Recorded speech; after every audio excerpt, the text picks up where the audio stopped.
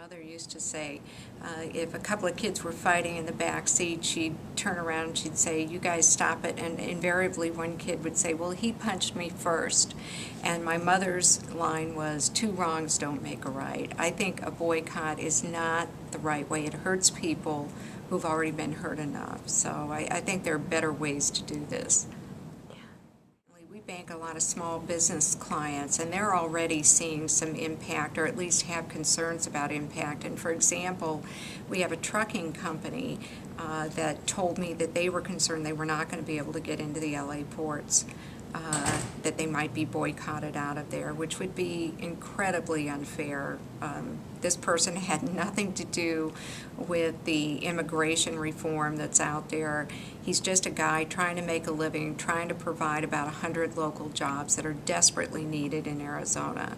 So when I think about this, I think that's just one business that I know about. I can't even go through the list yet of everybody that's going to have some impact if we're boycotted. But I also think about the Wigwam Resort out in the West Valley that has just come out of bankruptcy and has a pretty promising future, that's hired back some people out there. There's a young man named Jesse, I think's worked there 25 or 30 years, and he just got hired back when the resort opened again. So I think about people like Jesse when I think about this boycott, and the people it could hurt the most are the people that can afford it the least.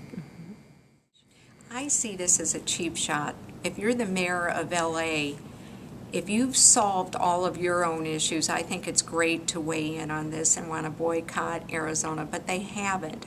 And the truth is, it's very easy to sit there and talk about, to posture yourself politically and say, look at us, we're going to boycott because nothing is racist about us, but those guys over there. So I think this is a really poor solution. A lot of it is political posturing, and I think what really ought to happen is there ought to be some meaningful dialogue at the federal level.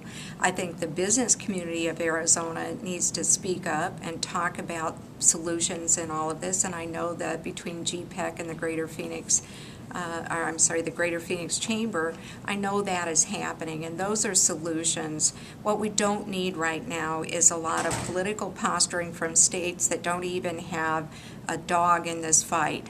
The reality is Arizona does have special immigration issues because of our border. The reality is we do need the federal government to be at the table and talk about solutions in all of this, but what we don't need is a dog pile that hurts all of the people in Arizona who can afford it the least. Small business is really the backbone of Arizona. If you look at the statistics, somewhere between 93 and 97% of our businesses are small businesses.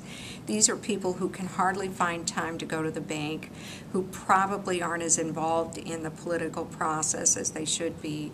But I think this is terrific for GPEC and the Greater Phoenix Chamber to give those 97% of the businesses who didn't make these decisions, who didn't create this problem, a voice towards a solution. And I would just like to ask people to think about it before you hurt those people who create the jobs in a state like Arizona.